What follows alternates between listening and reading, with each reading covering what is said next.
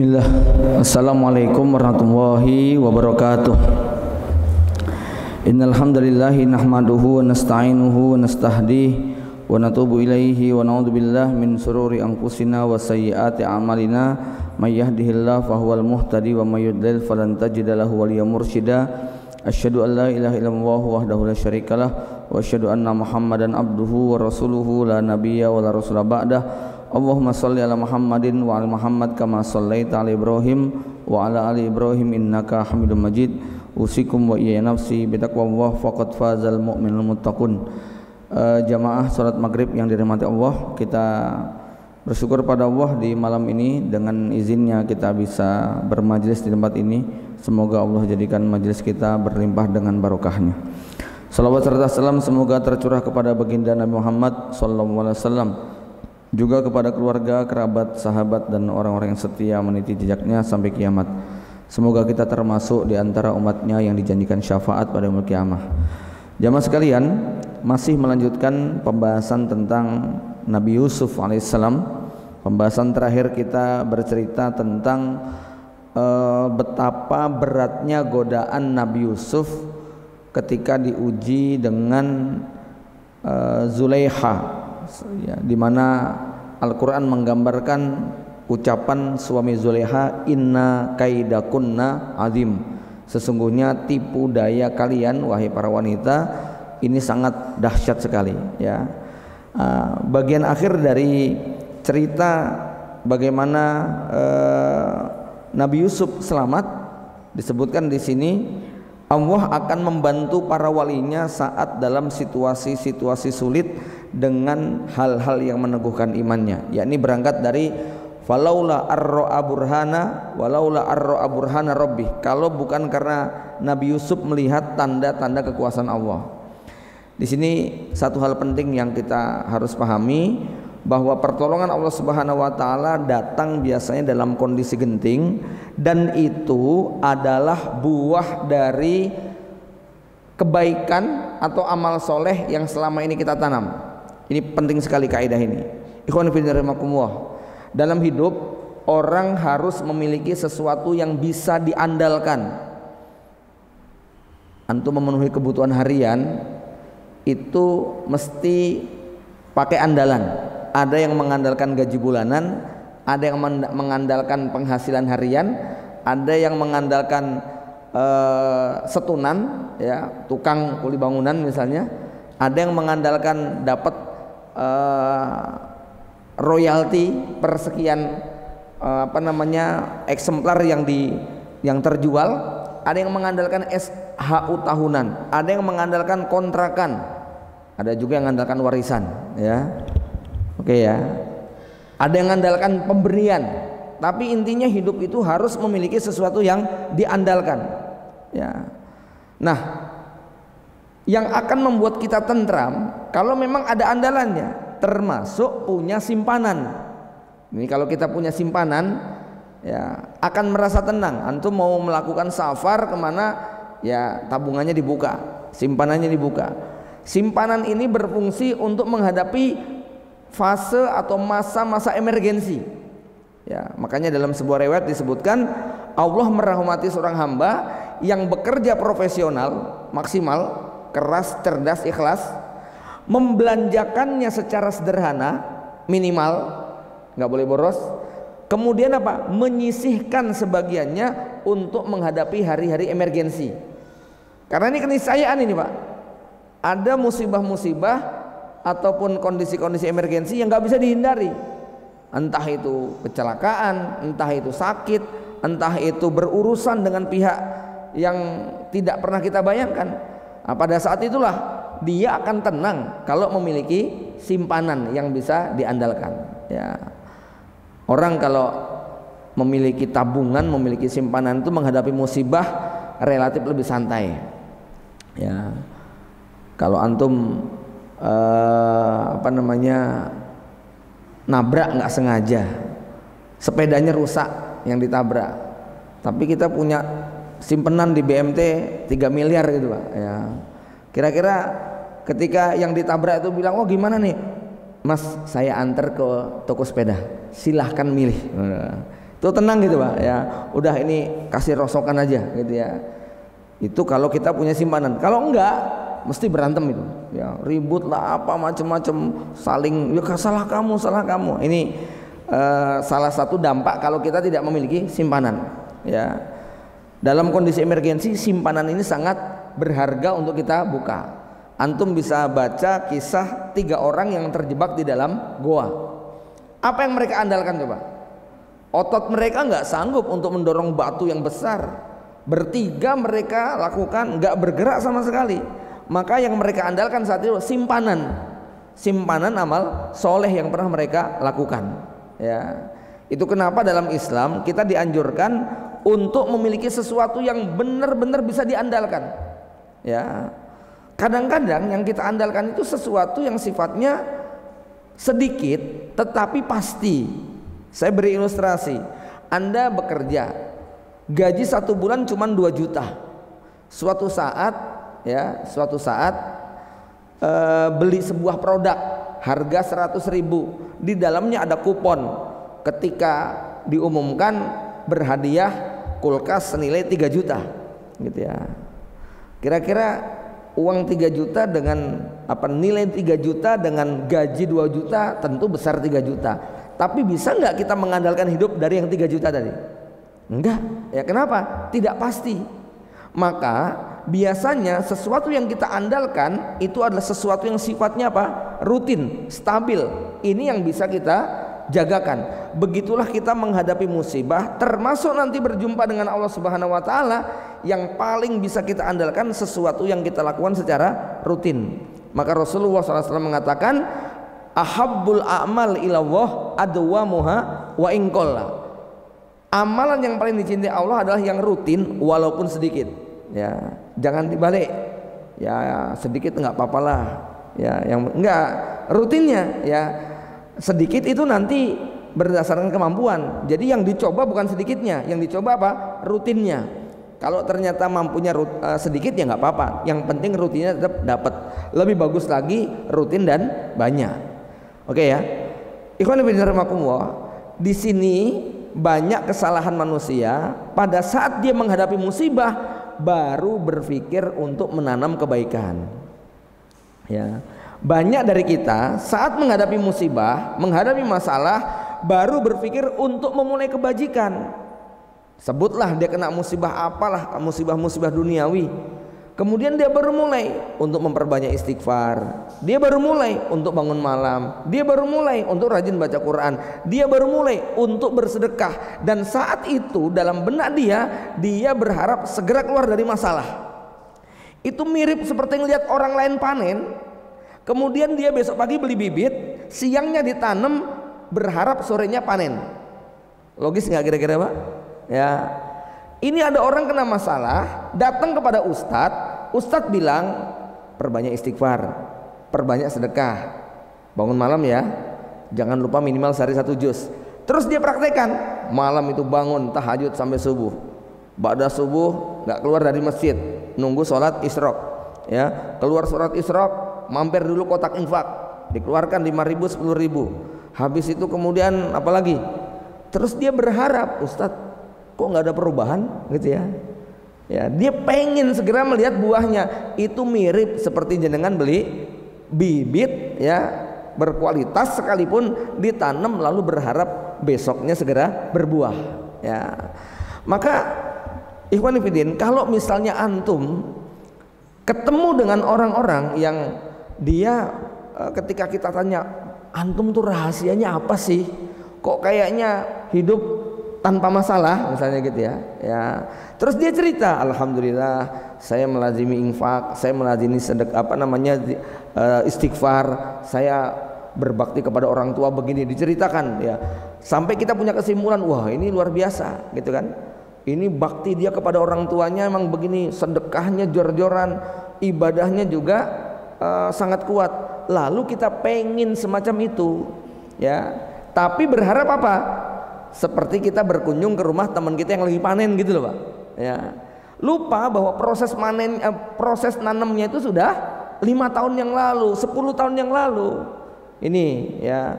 Makanya kalau kemudian kita kena masalah, ya pengen segera punya jalan keluar, nggak bisa dengan cara instan, begitu ya, nggak bisa dengan cara instan lalu kemudian terjadi perubahan. Ya tentu saja Allah Maha Kuasa. Ada orang yang hidupnya bergelimang dengan maksiat dosa, kemudian dia tobat, hitungan beberapa hari buahnya dia dapatkan, Allah Maha Kuasa seperti itu. Tapi hukum alam sunatullah secara umum bahwa yang namanya orang kena musibah saat itu adalah dia waktunya panen, bukan waktunya nanem. Kalau waktu kena musibah, kena ujian kok baru mulai nanem, ya jangan berharap segera panen. Maknanya apa ikhwan fillah? Ini sesuai dengan firman hadis Rasulullah SAW, ya, ingatlah Allah dikala engkau sedang sempit dan susah. Ingatlah Allah ketika engkau dalam keadaan lapang, sedang kaya, sedang lapang, sedang dicukupkan. Maka nanti Allah akan mengingat kamu dikala kamu sedang sempit dan susah. Ya, jadi bukan ya bagus waktu sempit ingat Allah itu bagus, lumayan, mending daripada kemudian nggak ingat sudah sempit nggak ingat gitu ya. Tapi ya jangan berharap buahnya seperti orang yang terbiasa mengingat Allah di kala lapang. Ini ya, Nabi Yusuf alaihissalam itu mendapatkan demikian karena perjuangannya dari sejak kecil gitu ya. Bagaimana ibadahnya, istiqomahnya, tauhidnya, ikhlasnya itu dimiliki Nabi Yusuf. Ujian itu dilewati semua dengan baik sejak beliau berusia mumayyiz. Ini ya. Jadi bukan mendadak Nabi Yusuf soleh, enggak. Itu adalah buah amalan dari sejak kecil. Ya, ikhwan fillah, kadang-kadang amalan itu biasa, sederhana, enggak dinilai. Cuman karena rentang waktu yang sangat lama, maka itu juga ada harganya. Contoh ya, di sebuah perusahaan misalnya. Ini ada sebuah perusahaan yang dia pengen memberikan sebuah hadiah lah ya, ataupun hadiah lah tepatnya ya, bonus kepada anak buahnya ya. Misalnya mau dikasih bonus umroh begitu loh ya. Itu ada yang kemudian biasanya yang dipilih itu kan yang manajernya yang berprestasi gitu Pak ya, karena dia dianggap orang yang sudah bekerja untuk perusahaan tadi dengan baik. Lalu diusulkan, Pak, tolonglah ada satu ditambah lagi ya. Dia memang bukan manajer, dia memang tidak berprestasi, tapi dia setia Pak di sini. Udah 30 tahun kerja di tempat kita, gitu ya. Pantas nggak kira-kira dia dapat Pak? Dari dulu sejak 30 tahun yang lalu kerjanya cuman nyapu, gitu kan, beres-beres gitu ya. Kalau dikaitkan dengan transaksi perusahaan mungkin nggak ada.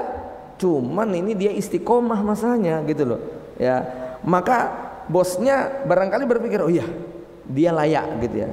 Nanti di sebuah di sebuah pesantren ataupun lembaga pendidikan juga biasanya begitu.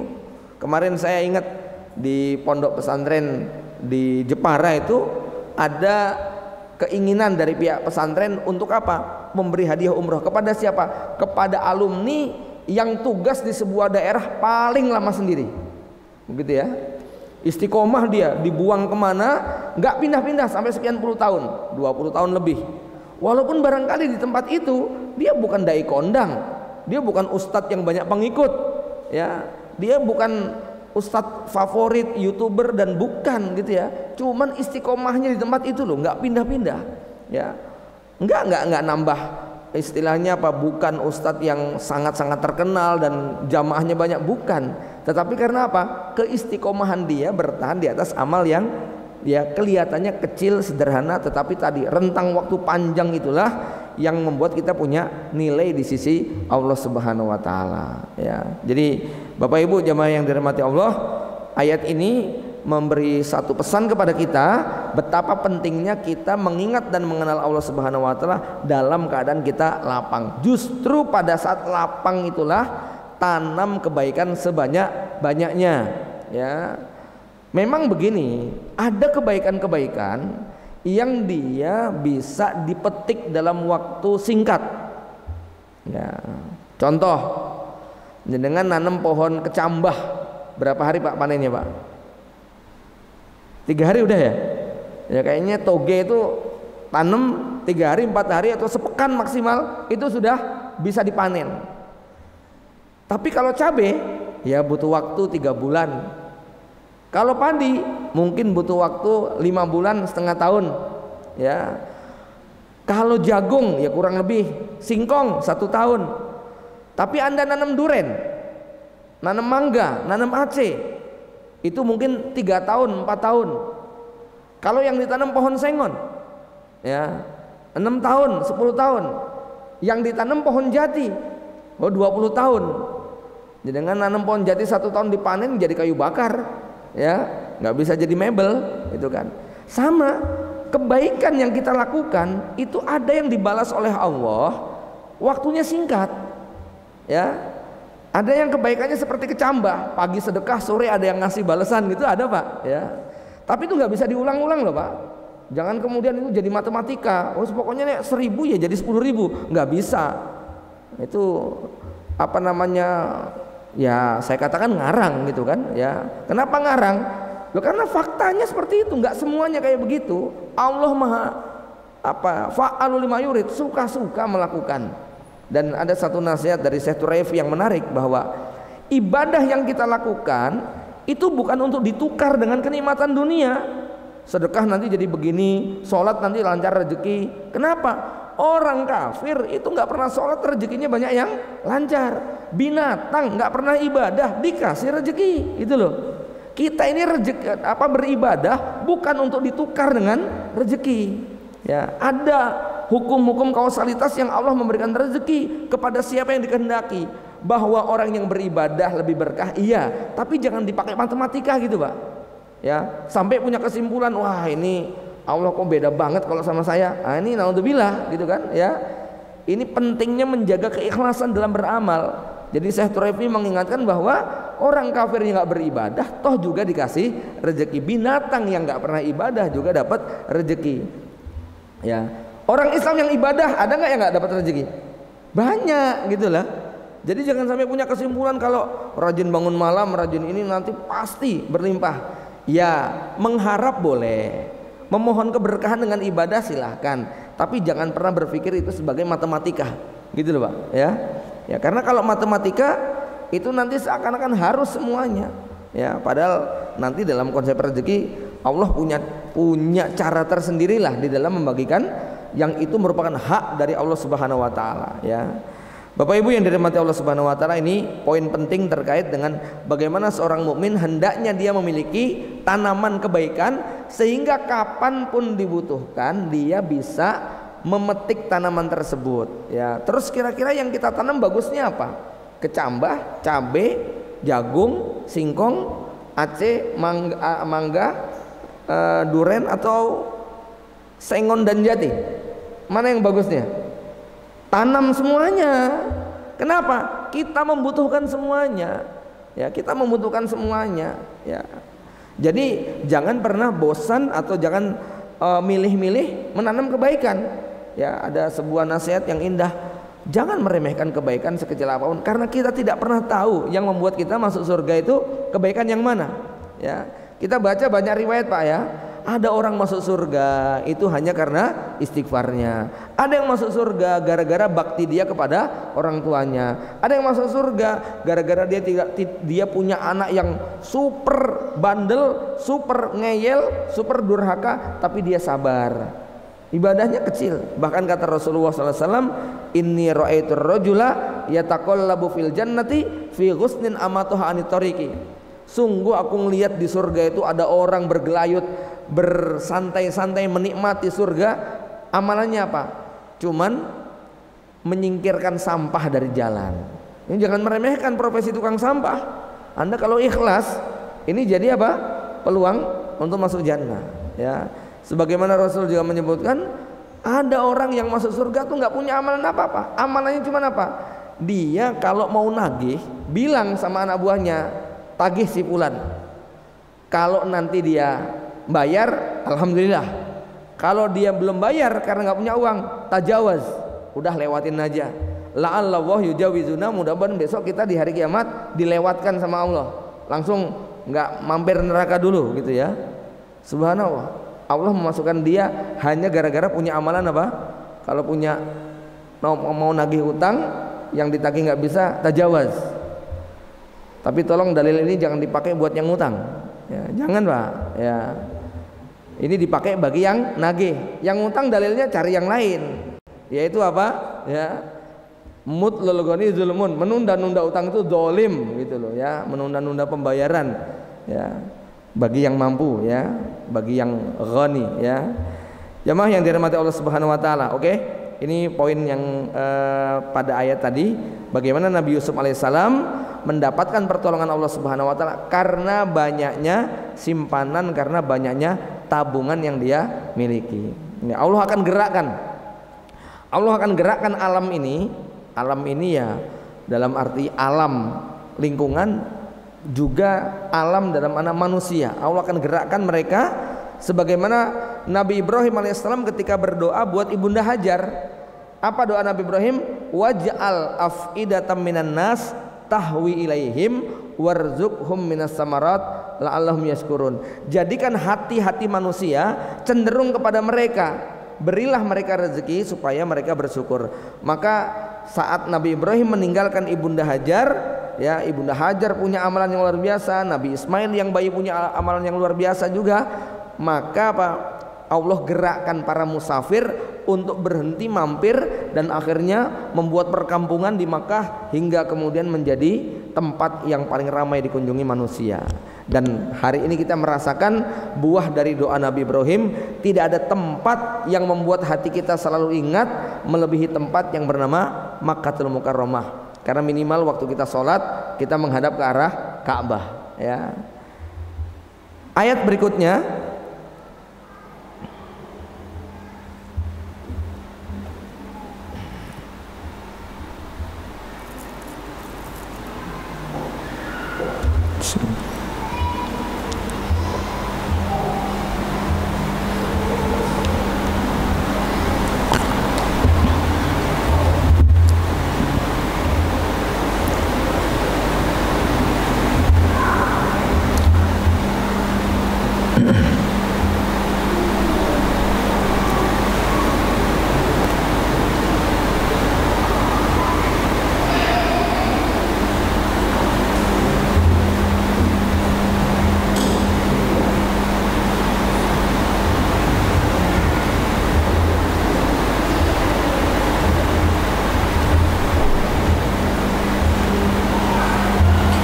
A'udzubillahi minasyaitonirrajim. Wastabaqal baba wa qaddat qamisuhu min duburin wa alfaya sayyidah ladal bab.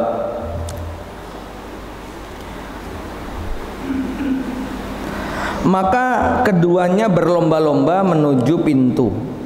Yusuf segera berlari menuju pintu ke rumah untuk melepaskan diri daripadanya. Ya. Wa qaddat qamisuhu min duburin wa alfaya sayyidah ladal bab. Kemudian Zulaikha menarik gamisnya dari arah belakang sehingga robeklah baju gamis Yusuf. Kemudian kedua-duanya mendapati atau menemukan suami Zulaikha tadi berada di depan pintu. Ya. Maka Zulaikha langsung kemudian mengatakan, qalat ma jazaa'u man arada bi ahlika su'an. Wahai suamiku, apa pembalasan, apa hukuman terhadap orang yang berbuat serong terhadap istrimu ini? Ya, balasannya adalah dipenjara atau dihukum dengan hukuman yang sangat pedih. Ya, jamaah rahimakumullah, Nabi Yusuf kemudian mengatakan, qala hiya rawadatni an nafsi. Dia menggodaku untuk menundukkan diriku kepadanya. Wa syahida syahidun min aliya in kana qamisu qudda min qubulin fa sadaqat wa huwa minal kadibin. Keluarga Zulaikha tadi, seorang kakek yang sudah tua, mengatakan, kita lihat saja kalau seandainya gamisnya itu robek dari arah depan, maka wanita ini benar dan Yusuf adalah pendusta. Tapi kalau seandainya gamisnya itu robek dari arah belakang, maka wanita ini bohong dan Yusuf adalah yang jujur. Falamma ra'a qamisahu qudda min duburin, ketika kemudian sang suami melihat gamisnya Nabi Yusuf itu robeknya dari belakang, maka suaminya mengatakan, innahu min kaidikunna, sesungguhnya ini adalah tipu daya kalian. Inna kaidakunna adim, tipu daya kalian wahai Zulaikha, wahai wanita, sangat besar sekali. Ya, jamaah rahimakumullah, ada beberapa poin di sini, ya, bahwa dalam hal ini Islam memberikan sebuah ketentuan hukum. Kesaksian dari keluarga dekat itu lebih dipercaya daripada yang jauh. Ya, kenapa? Wa syahida syahidun min ahliha. Karena yang bersaksi adalah keluarganya Zulaiha. Ada riwayat yang mengatakan bahwa yang mengatakan seperti ini bayi. Ini pendapat yang tidak sahih. Disebutkan dalam sebuah riwayat bahwa ada 4 bayi yang bisa berbicara. 1, Nabi Isa alaihissalam. 2, bayi yang menyebutkan bahwa Zulaiha yang merobek dari belakang. Yang ketiga, bayi yang berbicara kepada Juraij, yaitu Juraij seorang laki-laki Bani Israel, ya, yang durhaka kepada ibunya karena waktu sholat tidak mau dipanggil. Yang keempat, bayi bayi yang waktu mau dilemparkan ke dalam api, ya, yaitu Masitoh pada saat sang raja menyuruh orang-orang yang beriman untuk masuk ke dalam parit api. Kemudian satu lagi ada yang menyebutkan bayi Bani Israel yang ketika sedang disusui, ya, kemudian ibu ini melihat seorang pangeran yang tampan naik kuda. Kemudian ibu ini sambil menyusui anaknya kemudian mengatakan, ya Allah, semoga besok bayiku jadi kayak orang itu. Tiba-tiba kemudian bayi ini melepas puting susu ibunya, kemudian mengatakan, jangan, ya, demi Allah, mudah-mudahan aku tidak seperti itu. Ya, ini ibunya sambil nyusui kaget, bayinya bisa bicara. Kemudian apa? Setelah pangeran ini lewat, maka datang lagi orang berikutnya, yang dia hanya seperti budak, pakaian compang-camping, tampak miskin, kelihatan dari desa. Kemudian ibunya ini mengatakan, ya Allah, jangan sampai anakku menjadi seperti dia. Bayi ini kemudian melepas lagi puting susu ibunya dan kemudian berdoa, ya Allah, jadikanlah aku justru seperti dia. Ya, ini menurut pendapat yang kuat, hadis yang sahih, yang bisa berbicara waktu bayi itu cuma 3. Jadi hadis-hadis yang menunjukkan lebih dari 3 kebanyakan dhaif. 3 itu siapa? 1, Nabi Isa, itu jelas ayatnya dalam Quran.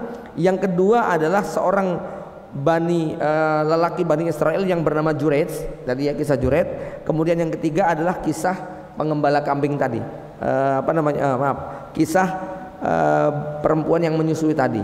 Jadi selebihnya termasuk yang bersaksi dan Masitoh ini riwayatnya dhaif, ya.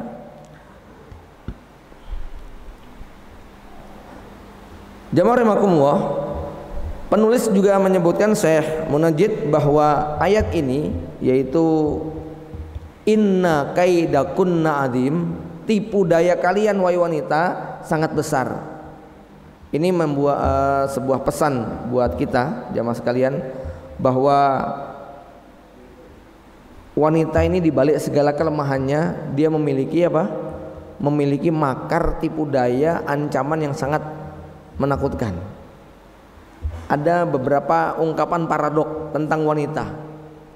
Misalnya, ya, ada yang mengatakan bahwa wanita itu lemah. Betul Pak ya? Wanita itu makhluk yang lemah. Tapi kalimat paradoknya begini, wanita itu lemah, tapi hati-hati, karena obat kuat itu justru diciptakan untuk menghadapi wanita. Ya, ini yang saya katakan paradok, ya. Wanita itu lemah, tapi obat kuat diciptakan untuk menghadapi wanita. Nah, terus yang lemah siapa? Ya, ya, ini satu hal, ya. Ya. Wanita dikatakan makhluk lemah, tapi Rasul mengatakan, Allah berfirman, inna kaidakunna adim, tipu daya wanita itu sangat berat sekali.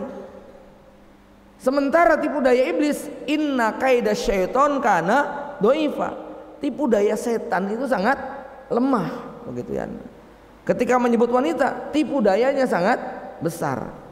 Maka laki-laki harus waspada ketika Allah menyebutkan dalam Al-Quran tentang fitnah wanita. Misalnya, inna min azwajikum wa auladikum aduwallakum, istri kalian, anak kalian itu ada yang jadi musuh. Ini ketika menyebut istri, Pak, Allah menggunakan kata-kata apa? Musuh. Tapi ketika menyebut kata-kata harta dan anak, Allah mengatakan innama amwalukum wa auladukum fitnah. Harta dan anak-anak kalian itu ujian. Tapi ketika menyebut kata-kata istri, Allah mengatakan istri dan anak-anakmu ada yang jadi musuh. Pertanyaannya, lebih berat musuh atau fitnah, Pak? Hah? Lebih berat menghadapi ujian atau menghadapi musuh? Hah? Ujian belum tentu musuh. Nek musuh itu sudah pasti apa? Ujian. Ya, iyalah, musuh itu kan lebih berat jadi musuh. Ujian itu ada yang menyenangkan. Musuh itu rata-rata menakutkan. Ya, saya membuat ilustrasi kalau musuh itu anggap aja binatang buas gitu, Pak. Musuh itu harimau, serigala, ular piton, buaya, kemudian apalagi binatang-binatang buas dan liar. Bisa nggak musuh seperti ini jadi teman? Bisa, kalau Anda bisa menjadi pawang. Kalau Anda bisa jadi pawang, maka Anda bisa bersahabat dengan binatang-binatang buas ini. Sama, perempuan juga begitu. Itu jadi musuh kalau nggak bisa jadi pawang. Nah, kalau Anda bisa jadi pawang buat dia, ya, maka bisa jadi teman. Ya, teman bermain, teman tidur, teman jalan-jalan, teman belanja, teman diskusi. Sama seperti kalau kita punya binatang buas tapi kita bisa jadi pawang. Ya, maka dia bisa menjadi teman kita, bisa bersama kita, ya. Dan Allah Subhanahu wa taala kemudian memberi rumusan yang sangat penting sekali. Bagaimana caranya supaya nggak bermusuhan dengan wanita. Jadi setelah Allah menyebutkan inna min azwajikum wa auladikum aduwwallakum fahzaruhum, hati-hati menghadapi wanita. Gimana supaya nggak jadi musuh, Pak? Ada 3 rumusnya dalam Al-Quran. Wa in ta'fu wa tasfahu wa taghfiru. Kalau engkau memaafkan mereka, wa tasfahu, kalau engkau bersikap santun kepada mereka, wa taghfiru, kalau kamu bisa mengampuni, melupakan dosa-dosanya dan kesalahannya, baru aman. Ini rumusnya, Pak, ya. Jadi menghadapi istri itu jurusnya kalau nggak pengen berantem, ta'fu, sering-sering memaafkan, ya, sering melupakan kesalahan dan bersikap santun kepada mereka. Kalau 3 akhlak ini Anda tinggalkan, walaupun istri Anda solehah, hafidhah, ustazah sekalipun, ya, tetap akan bisa jadi musuh. Gitu. Kenapa? Faktor bawaan yang Allah titipkan kepada mereka. Ya, perempuan itu nggak pernah salah, Pak, ya. Ya, ingat loh. Karena kata mereka yang ada tuh masalah, bukan mbak salah gitu loh, ya. Jadi pokoknya masalah terus gitu, ya. Jadi di dunia ini seperti itu kira-kira rumusnya. Maka kalau kita pengen damai dengan istri kita, rumus Al-Quran tadi ta'fu, tasfahu, taghfiru. Sering-sering memaafkan, sering-sering melupakan kesalahannya, jangan diungkit-ungkit. Sekali kita ngungkit kesalahan dia akan file-file kita itu simpanan dia jauh lebih banyak. Kita sudah lupa, masih dia simpan itu.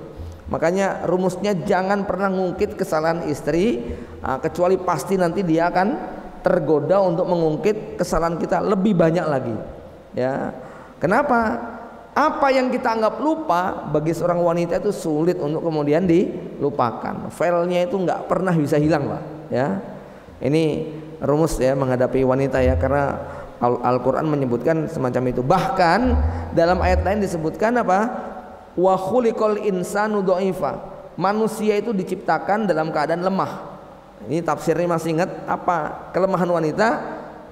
Imam Al-Waqi mengatakan ai dhaifun amamal mar'ah. Maksudnya lemah itu laki-laki lemah kalau sudah di depan wanita.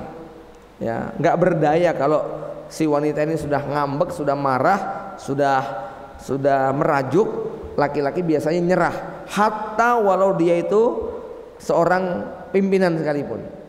Mau dia jenderal, mau dia kapolri, mau dia direktur perusahaan, kalau istri di rumah sudah ngamuk, milih nyerah, Pak, ya. Artinya dia jadi komandan kan di lapangan. Kalau sudah di rumah ya beda cerita, ya. Levelnya seorang laki-laki yang bisa dirajuk oleh istrinya, ya.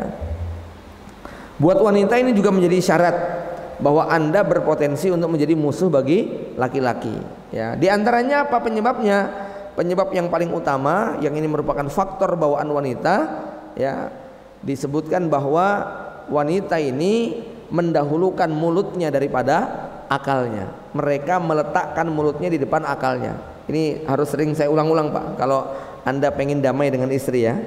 Ya, kenapa saya sudah ngulang-ulang gini aja sering lupa, gitu loh, ya. Jadi kalau Anda pengen damai sama istri, ingat betul-betul perempuan meletakkan mulutnya di depan otaknya. Maksudnya apa? Ngomong dulu mikir belakangan. Itu yang bikin laki-laki sering sakit hati. Tapi jangan dimasukin hati. Kenapa? Karena dia ngomong nggak sadar, gitu, Pak. Ya. Sebab apa? Dia meletakkan mulutnya di depan otaknya tadi. Kalau sadar, ngaku nggak kira-kira? Gengsi, perempuan nggak gengsi gitu ya. Makanya walaupun dia salah, dia nggak akan ngaku, gitu kan? Maunya dilupakan begitu saja.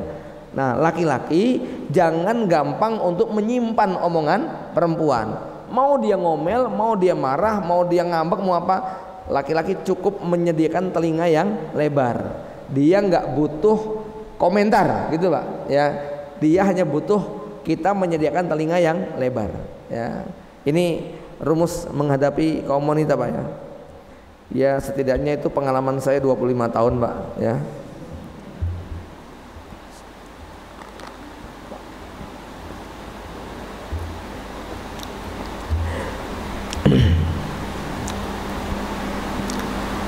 Ayat berikutnya, ya.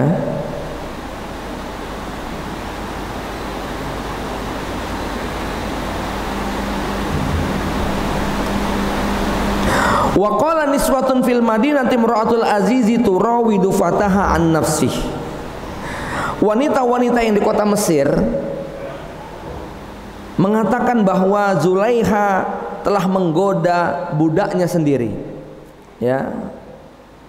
Qad saghafaha hubba. Cintanya teramat sangat. Cintanya terlalu mendalam. Inna lanaraha fi dhalalim mubin.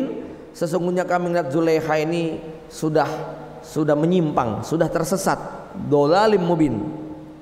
Falamma sami'at bimakrihinna, maka tatkala Zulaiha mendengar isu tentang skandal dirinya menyebar, maka arsalat ilaihinna wa a'tadat lahunna muttaqaan, maka Zulaiha mempersiapkan bagi mereka makanan. Makanannya harus dipotong dulu dengan pisau, mungkin mangga, buah atau semisalnya, ya. Wa atat kulla wahidatin minhunna sikina, masing-masing wanita itu kemudian diberi pisau, ya. Wa qalati harus alaihinna, maka Zulaiha berkata kepada Yusuf, Yusuf keluar, berjalanlah di depan mereka. Jadi Yusuf ini kan tinggal di dalam benteng, Pak. Tinggalnya di rumah istana yang sangat besar. Jadi waktu itu, ya, isunya bahwa Zulaiha mencintai Nabi Yusuf, tapi orang Mesir belum ada yang pernah melihat wajahnya Nabi Yusuf. Paham nggak, Pak? Ya, kenapa? Karena Nabi Yusuf walaupun budak, tapi tidak diperlakukan sebagaimana budak-budak Mesir lainnya. Ya, kenapa? Karena sang bapak Futifar menginginkan supaya perlakukan dia seperti anak kita, gitu loh. Makanya Nabi Yusuf tidak jadi budak sebagaimana budak-budak Mesir yang mereka jadi kuli bangunan, angkut-angkut benda berat, ya, tapi diperlakukan dengan sangat hormat sekali. Akrimi maswah, kata Futifar, muliakanlah kedudukannya. Jadi Nabi Yusuf diperlakukan istimewa, diberi pakaian yang bagus, diberi mahkota dan sebagainya, didandani betul. Jadi ya sudah tampan, makin tampan sekali, ya.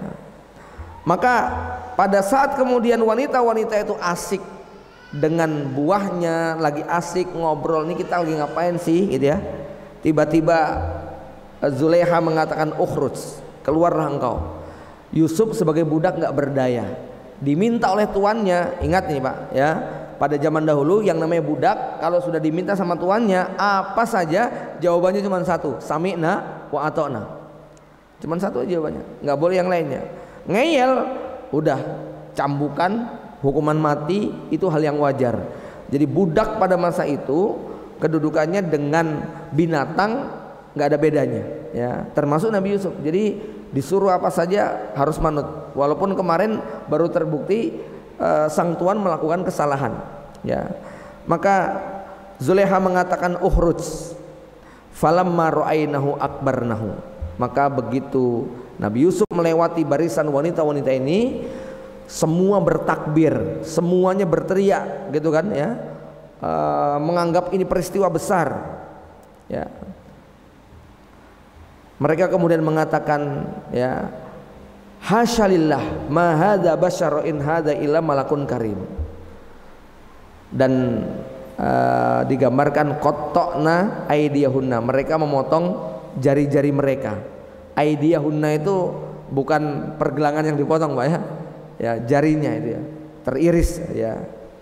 Jamaah yang dirahmati Allah, ayat ini mengandung beberapa poin, diantaranya adalah bahwa berhati-hatilah karena isu di kalangan perempuan jauh lebih cepat menyebar. Perempuan itu mirip seperti kantor berita, hebohnya luar biasa, apalagi di era media, semangat mengeser, ya, ini Masya Allah, ya, pengen menjadi yang nomor satu untuk mengeser sesuatu, ya. Berita kalau sudah sampai ke tangan perempuan sulit untuk kemudian ditahan. Kenapa? Salah satu karakter dan sifat perempuan ini, Pak, ya, otaknya perempuan sama otaknya laki-laki itu beda. Otaknya laki-laki itu seperti komputer yang ada foldernya. Kalau antum punya komputer, ada folder C, D, E.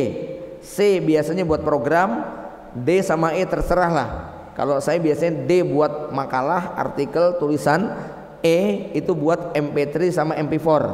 Kira-kira begitu. Jadi kalau mau mencari apa gampang, ya. Nah, otak perempuan nggak seperti komputer, dia seperti lapangan terbuka yang nggak ada garisnya.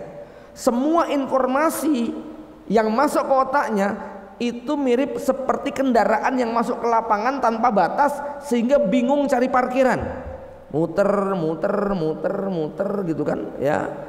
Nah, laki-laki enggak, informasi yang masuk seperti file yang dimasukkan folder. Maka berita di kantor nggak diceritakan di rumah, masalah di rumah nggak dibawa ke sekolah, masalah sekolah nggak dibawa di masjid, masalah masjid nggak dibawa ke sekolah.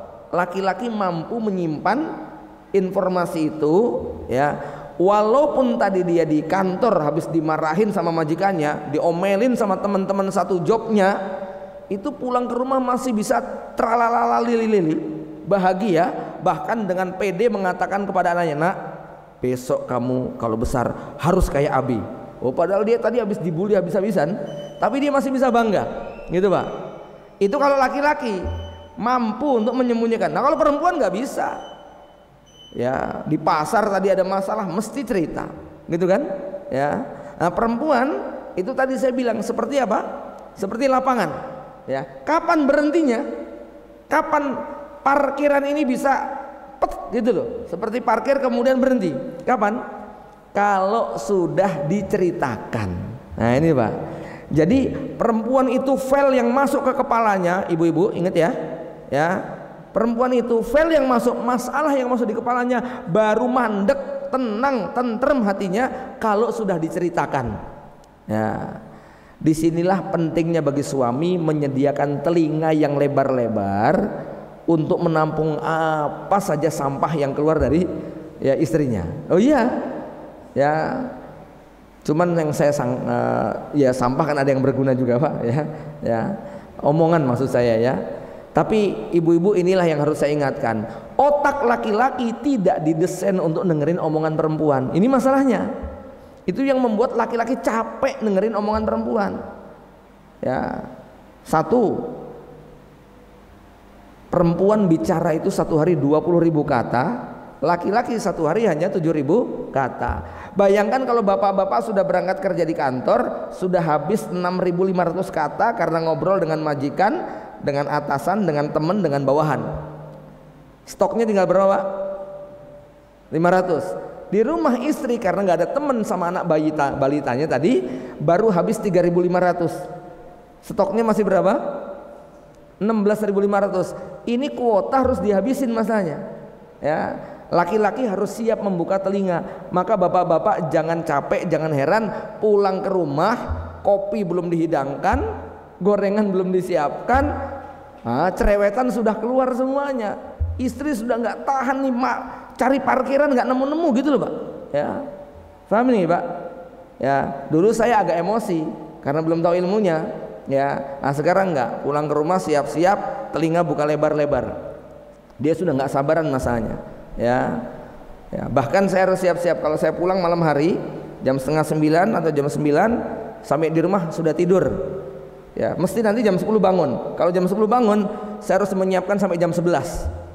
Ya, kenapa? Kalau saya nggak menyiapkan telinga sampai jam 11, itu nanti tidurnya bermasalah, gitu loh. Ya, ada aja gejo gitu loh. Jenengan jangan remehkan loh ya. Mungkin nggak kelihatan efeknya sekarang, tapi nanti tahu-tahu kaget ketika dia mengungkapkan rasa kamu nggak pernah perhatian sama aku, kamu nggak pernah peduli sama aku. Itu bisa diucapkan, Pak. Nggak sekarang mungkin, setelah bertumpuk-tumpuk. Makanya harus disiapkan. Nah, yang lebih menjengkelkan lagi, perempuan itu tidak pernah menganggap masalahnya kecuali semuanya dianggap penting, nggak ada yang nggak penting. Nah, ini yang repot. Jadi apapun yang dia temukan dia nggak penting dan harus diceritakan. Ya, padahal buat laki-laki penting nggak itu? Alah, gitu aja diceritain, gitu ya. Nah, itu sakit hati dia. Kenapa? Bagi dia itu informasi yang sangat penting. Ya. Dan lebih menjengkelkan lagi apa? Perempuan suka lupa sudah berapa kali dia cerita dan merasa baru pertama, gitu ya. Nanti suami jengkel, wes ping pitu loh dek ya. Tapi istri merasa baru pertama, itu loh. Nah, inilah kira-kira Bapak Ibu sekalian ya, tambahan tentang bagaimana inna kaidakuna adim, beratnya kita menghadapi wanita. Makanya kata Rasulullah SAW, sebaik-baik kalian adalah yang paling baik sama istrinya. Karena berat banget, Pak, berbuat baik sama istri itu berat ya. Demikian, karena waktu kita cukupkan dulu. Aku qauli hadza. Assalamualaikum warahmatullahi wabarakatuh.